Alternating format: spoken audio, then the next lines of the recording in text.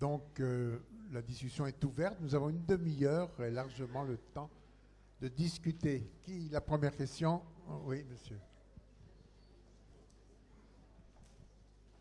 Merci. Je me présente, Alain Calvino, je suis retraité, je suis ancien patient et futur patient d'hôpital, puisque je suis réaliste quand même, avec l'âge venant.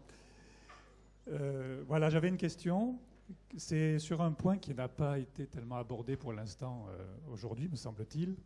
C'est le fait qu'auparavant, on mourait majoritairement chez soi. Et en généralement parce qu'on avait atteint la fin de sa vie. Maintenant, on meurt majoritairement, presque en totalité, me semble-t-il, à l'hôpital et de maladie. Ouais. 70% me dit, voilà, M. Franco. Voilà, donc la question c'est, est-ce que tout le corps médical ne s'est pas retrouvé confronté de fait majoritairement à cette situation, entre guillemets, relativement nouvelle, de par son aspect massif, hein, voilà, et avec la quasi-obligation d'y répondre, avec les moyens, la formation, les compétences et les aptitudes des personnes qui sont là. Alors ma question c'est un problème qui retombe apparemment sur le seul corps médical, donc obligé comme il peut d'y répondre. Ma question, est-ce que tout le monde a les capacités dans une équipe soignante de pouvoir avoir cette capacité de regard et de compassion qui vient d'être évoquée? Voilà. Donc est-ce que le corps médical peut répondre en totalité à toutes ces attentes-là? Est-ce qu'il n'y a pas à développer, par exemple, aussi la présence de personnes qui soient extérieures au corps médical, qui aient la capacité d'aider à cet accompagnement, qui soit l'accompagnement de l'équipe, qui soit partie intégrante de l'équipe, je crois que ça se fait d'ailleurs dans certains endroits, me semble-t-il, et la capacité d'accompagnement des malades, etc., qui soit un petit peu ce rôle de catalyseur, ce rôle un petit peu extérieur, qui aide à porter un regard voilà, sur ce qui se vit. Alors, partiellement, et on est en train d'en discuter en aparté avec Christian Dagil, en fait, il me disait plus qu'une question qui relève de l'équipe médicale, ça relève de l'équipe de l'ensemble des soins. Donc, il me remettait ça en termes d'équipe et de collégialité. Moi, je vais simplement vous y répondre en termes de mise en place des compétences. Je suis cadre pédagogique donc, dans l'IFSI du CHU de Nice. Et au travers du nouveau programme de 2009, nous avons un référentiel qui a posé des unités d'enseignement, en tous les cas donc pour les infirmiers, pour les futurs infirmiers qui sortent cette année, avec 2 unités d'enseignement qui sont législation, éthique et déontologie. Et la mise en place de compétences effectivement d'éthique sont abordées, et également d'ailleurs des questions de philosophie qui viennent peut-être donner un supplément d'âme à la pratique de demain, et c'est Dominique Dubois qui donne ces cours-là. Les étudiants donc ont une formation, et je pense que justement les idées ont cheminé dans ce sens, qui devrait leur permettre d'avoir des compétences dans l'accompagnement auprès des personnes qui sont en fin de vie. Et je voulais juste, excusez-moi, mais j'en profite tant que j'ai le micro, les étudiants le savent, je ne le lâche pas facilement. J'ai juste une question justement là-dessus. On est préparé à un certain nombre de choses, on essaye de préparer les étudiants à un certain nombre de choses, mais y a-t-il une capacité illimitée à la compassion quand on est soignant? Et n'existe-t-il pas un risque d'usure de la compassion qui nous mettrait en difficulté éthique pour l'accompagnement? Je ne sais pas si je suis claire. Avant de... Il me semblait que c'était une question qui nous était posée. Non, mais d'abord, avant, je voulais être d'accord avec vous. Maintenant, la mort est tout à fait différente. Avant, un enterrement, il y avait des draps noirs et tout, et on mourait beaucoup à la maison. Maintenant, c'était effectivement, on ne veut plus mourir. Je crois que la mort devient presque une honte, quoi. Et donc, de plus en plus, on meurt à l'hôpital et il n'y a plus aucun apparat à la mort. C'est vrai, vous avez tout à fait raison. Alors, on peut poser le problème, pourquoi? Oui. Alors, je vais essayer, en lien avec ce que j'ai essayé de développer sur le regard, sur l'échange, sur le partage, et puis aussi de mon expérience de psychologue à l'unité mobile de soins palliatifs. En ce qui concerne la fréquence de la mort à l'hôpital Et par rapport à la mort à domicile, je crois que quel que soit le développement qu'on fera, et même si on favorise la mort à domicile, on ne reviendra pas là-dessus. Je crois que c'est une chose qui permet, on peut rester chez soi jusqu'au temps qu'on peut, mais l'hôpital apporte quand même, en matière de gestion de soins, d'accompagnement des patients et d'accompagnement des familles, même si ce n'est pas toujours dans une unité de soins palliatifs spécialisée, il apporte quand même autre chose et un soutien au niveau technique, au niveau présence, et je crois qu'on n'y reviendra pas. La question intéressante, c'est effectivement que les soignants sont amenés à être confrontés à la mort plus souvent qu'ils ne l'étaient. Et effectivement, on a fait une recherche, il y avait une recherche sur la souffrance au travail et l'usure psychologique des soignants au CHU de Montpellier. Les deux choses qui étaient venues en premier, c'était la confrontation à la mort. Effectivement, dans les services où il y a plusieurs morts par semaine, c'est extrêmement difficile. La deuxième chose, qui n'est pas anodine, c'est la confrontation à l'agressivité, ce qui est aussi un nouveau problème dans les relations. Il me semble que la préparation, elle se fait par l'ouverture au questionnement in situ. Alors, on a parlé ce matin des groupes de parole, mais d'une façon très, très intéressante. C'est-à-dire que le groupe de parole n'est pas la panacée, il ne résout rien. Il y a des moments où on a besoin de parler, il y a des moments où on a besoin d'être, en tout cas, dans une équipe formée où on se parle, où on échange et où on a l'habitude de ce regard porté sur la maladie et de ce regard mutuel les uns sur les autres pour précisément savoir quand un de nos collègues est en difficulté, savoir y répondre. Arriver aussi à pouvoir dire très franchement, je ne peux plus rentrer dans cette chambre. Voilà. Il me semble que les enseignants y sont sensibilisés, on a des cours là-dessus, mais c'est comme ça a été dit ce matin aussi, c'est la situation, c'est la confrontation réelle, et comme l'a dit M. Rigaud, toutes les formations ne vous donneront jamais cette expérience de la clinique dans l'échange. Voilà ce que je peux dire. En complet accord avec ce que je viens d'entendre, j'ajoute qu'une chose est nouvelle depuis quelques années tout de même, peut-être quelques décennies, c'est que le médecin n'accompagne plus la mort jusqu'au bout dans son immense majorité. Je donne un exemple tout simple. Il se trouve que dans mon département, je suis nantais, je donne un cours de philosophie, un cours du soir dans les locaux du Conseil de l'Ordre. Il y a 60-70 médecins qui viennent courageusement le soir suivre ce cours. Et j'ai eu la curiosité de poser la question, c'est le tout venant, hein, il y a des libéraux, il y a des hospitaliers, etc.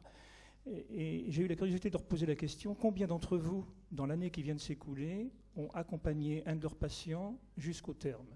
Moins de la moitié a levé le doigt. Et ceux qui ont levé le doigt, pour l'immense majorité, en avaient accompagné un, voire deux. Ce qui veut dire qu'aujourd'hui, les spécialistes de l'accompagnement des phases ultimes et des phases agoniques sont un nombre extraordinairement resserré. Et que, évidemment, et je reconnais, ils acquièrent une compétence dont je m'émerveille et dont je m'instruis régulièrement, en particulier du côté des équipes de soins palliatifs que je fréquente, comme je l'ai dit tout à l'heure. Mais l'essentiel, me semble-t-il, et l'urgence, est que leur culture et leurs compétences soient diffusées à l'ensemble du corps hospitalier et du corps médical aussi. Parce que, bien sûr, le rêve de mourir à domicile est caressé par la majorité des Français, mais les Français sont les premiers, lorsque ça n'est plus tenable au domicile, à demander à ce qu'il y ait un service compétent. Donc, on peut quelquefois simplement mourir au domicile, sauf que les 3 dernières heures, vaut peut-être mieux quand même les passer dans un service adapté, ou les 3 derniers jours, etc. Voilà, en complément. Alors, vous m'avez posé une autre question, mais c'est sur la compassion. Je ne parle pas de faire ce métier de soignant si on dégouline d'affectivité. Je n'ai pas dit ça. Hein. Je dis simplement que celui ou celle qui n'a pas ce sens humain, qui ne s'enseigne pas, ce sens humain de sa propre vulnérabilité quand il rencontre la vulnérabilité d'autrui, fait fausse route s'il choisit le métier du soin. Il y a d'autres belles routes dans la vie à prendre que celle-là, et y compris d'ailleurs si on veut, entre guillemets, le bien de l'humanité. On peut faire des recherches, par exemple, dans des labos, oui, mais le relationnel qui est structurellement éthique dans la relation médicale, ici, je crois qu'il faut avoir quelque chose de chevillé au corps qui n'est pas du même ordre que d'autres métiers, incontestablement. Moi, c'était pas dans le terme de cette émotion, cette forme d'émotion qu'on peut avoir en termes de compassion, c'était dans le sens, dans le temps, quand on est confronté au quotidien avec des patients qui sont en fin de vie, avec des familles que l'on accompagne, je posais simplement la question de y a-t-il une limite à la compassion dans la normalité de l'individu normal, hein, je veux dire, on a fait un choix, on est voilà. N'oublions jamais. Y a-t-il une limite Oui, ou un nous, risque d'usure pour le soignant demain? Si on peut vraiment aider les proches, d'ailleurs, aujourd'hui, je le vérifie partout, c'est pas tellement la personne en train de mourir qui mérite d'être accompagnée parce qu'elle est bien accompagnée en règle générale, c'est vraiment les proches qui souffrent. Et donc le nouveau métier qui est en train de s'inventer sous nos yeux, c'est le métier qui consiste à prendre soin de ceux qui sont dans l'extrême souffrance, de voir l'un des proches mourir, vous le savez bien. Et donc ici, j'ai rien d'autre que cette remarque de bon sens à dire, que c'est le professionnel, parce que précisément sa compassion ne signifiera pas, j'ai glissé ça rapidement tout à l'heure, une fusion spéculaire avec autrui, mais parce qu'il gardera sa compétence, sa distance, et que sa compassion, elle ne passe pas par une souffrance personnelle, elle passe par une réflexion, et pour utiliser les mots des philosophes, y compris Adam Smith, théoricien des sentiments moraux, par l'imagination. C'est-à-dire que si je souffre de la souffrance d'autrui, c'est sûr, je ne suis plus dans la compassion, je suis dans la fusion. Merci. D'autres questions? Une autre question. Un petit mot sur la difficulté des 3 dernières heures ou des 3 jours qui suivent le décès. Ce matin, M. Dashville disait que ça rendait fou la mort, et qu'il fallait être sacrément humaniste ou sacrément formé pour pouvoir répondre à quelque chose de l'ordre de l'universalité. Hein. Il faut peut-être moins saucissonner aussi ceux qui font naître et ceux qui font mourir. Je voudrais citer là le mémoire d'un collègue plus brillant de la première promotion de Nice, qui a fait son mémoire de CES sur le refus d'une guérisseuse du Broc à transmettre les rites de mort, puisqu'on avait interdit la naissance au Broc. Depuis, on ne naît même plus rive droite du Var, peut-être qu'on ne naîtra même plus au CHU bientôt. Et je crois qu'on peut guère espérer comprendre qu'un vieillard dessine un papillon si on n'a pas vu l'enfant prêt à mourir qui dessine un papillon. Je crois qu'il y a un langage symbolique qui s'apprend sur le terrain, et on peut mieux comprendre, par exemple, la grève de la faim du médecin-chef de la maternité de la Seine qui va fermer. Si vous voyez ce que je veux dire. Précisez votre question, monsieur. Ma question, ce serait peut-être qu'on saucissonne moins la formation des gens, et qu'on ne s'étonne pas quand on doit naître à la capitale, qu'on meurt beaucoup plus difficilement chez soi, alors que 80% des gens, quand ils sont encore valides, ne souhaitent certainement pas mourir avec des tuyaux dans le nez. Merci. Oui.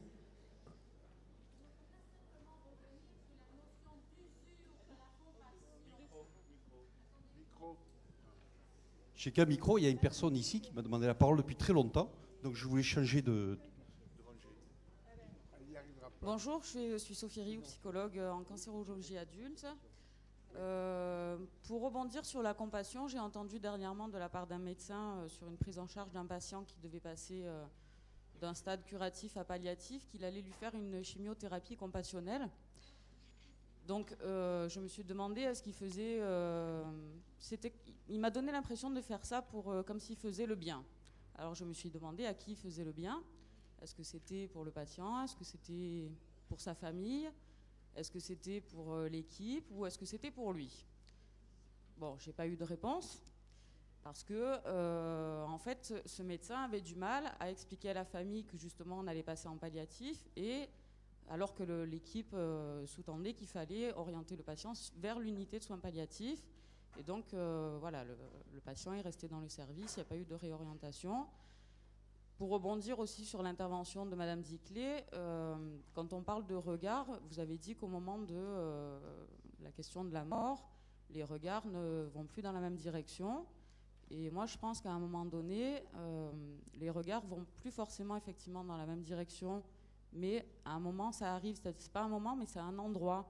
Et je pense que cet endroit, il est après le décès, quand le patient a beaucoup souffert et que les équipes ont accompagné cette souffrance avec les douleurs, avec la déchéance physique, avec voilà, la dégradation du corps. Je pense qu'à ce moment-là, les regards peuvent se recroiser. Et l'accompagnement de la famille peut aller aussi au-delà, c'est-à-dire qu'il y a un accompagnement qui doit se faire aussi suite au décès. Il n'y a pas que l'annonce de la mort, il n'y a pas que l'annonce de ce moment-là qui doit venir, il y a aussi tout ce qui se passe après. Je rebondis, je ne sais plus quelle intervention, où la dame disait la porte s'est fermée, il n'y avait plus aucun soignant, il y a ça dans l'immédiateté, mais il faut aussi penser à ce qui se passe après, dans les jours et dans les semaines après. Et sur l'intervention de Madame Ouibo, je pense que la compassion, elle peut peut-être s'étioler au fil du temps quand justement, chez les équipes, eh ben, il y a des défauts de prise en charge. On nous dit quand même qu'il y a des moyens de soulager la douleur et de traiter la douleur.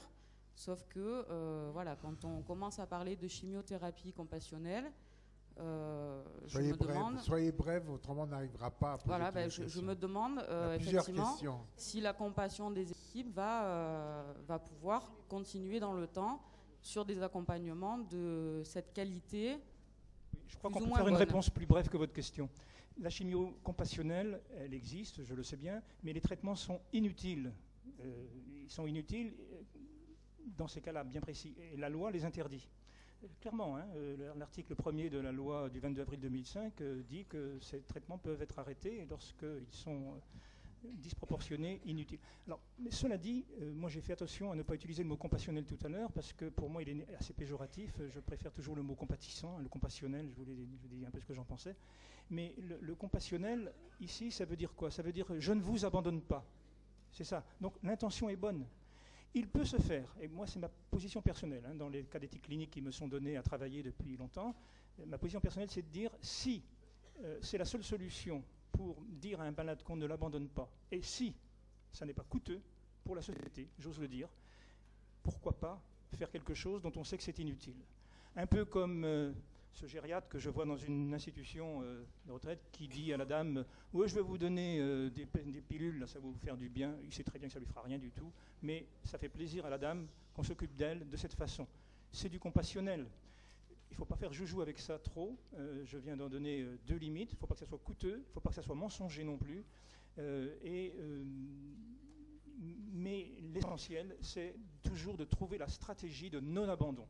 Et les soins palliatifs, comme vous le dites, dans ces cas-là, sont la stratégie adaptée. Mais il peut se trouver des situations limites où, en effet, ça soit utile. Voilà. Vous avez tout à fait raison, M. Rico, mais la chimiothérapie compassionnelle, effectivement, ça pose des problèmes parce que c'est vrai que c'est interdit, et à juste titre, mais pour quelqu'un qui pense que si il n'y a plus de chimiothérapie, je suis fichu, c'est ça le problème. Et c'est pour ça qu'il faut trouver la façon de ne pas l'abandonner par autre chose. Mais effectivement, quelquefois, quand on dit à quelqu'un il n'y a plus de chimiothérapie, on ne peut plus vous faire un traitement nouveau, eh bien il y a un problème souvent pour la personne qui se sent abandonnée et qui sent qu'elle va mourir, quoi. Voilà. Je vais être très brève. Je voulais juste revenir sur l'usure de la compassion. Nous parlons de compassion, nous voulons compatir et être sensibles à la personne qu'on soigne, mais si entre nous soignants, nous ne sommes pas compatissants, nous ne sommes pas solidaires, où allons-nous? Donc notre compassion ne peut s'user si nous savons nous entraider, nous prendre un petit peu en charge, et si l'équipe soignante se serre les coudes, je pense que notre compassion ne pourrait s'user. Hein? Il prendrait quelques années pour le faire. Ça, c'est mon point de vue.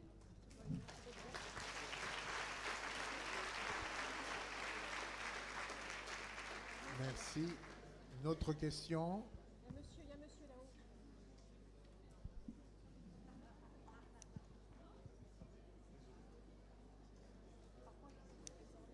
C'est à moi? Présentez-vous. Oui, je fais partie de l'aumônerie catholique du centre Antoine Lacassagne. J'accompagne des personnes atteintes de cancer en fin de vie 2 après-midi par semaine. Ma question est la suivante. Il y a les soignants, il y a aussi les accompagnants, qu'ils soient d'ailleurs membres de l'aumônerie ou d'autres associations qui accompagnent donc ces gens en fin de vie. Ne pensez-vous pas qu'il y a une opportunité de développer cet accompagnement fait par des gens bénévoles? Nous avons le temps, nous pouvons passer une après-midi avec le même patient, ça nous arrive. Ne pensez-vous pas qu'il y a une piste de réflexion dans ce domaine? C'est beaucoup plus qu'une piste de réflexion, c'est une urgence absolue. Dans une société où les solitudes ne vont faire que s'accroître, nous le savons, les projections sont épouvantables. Les familles éloignées, les familles dissociées, etc.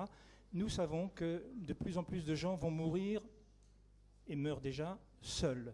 Autrement dit, la loi de 1999, du 9 juin 1999 sur les soins palliatifs, reconnaît le rôle éminent des bénévoles d'accompagnement, des aumôneries.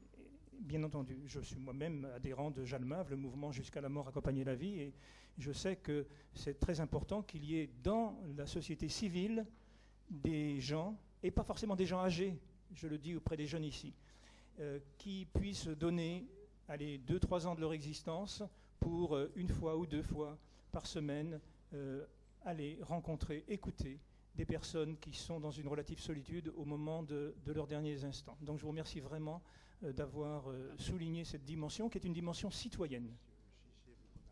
Merci, monsieur.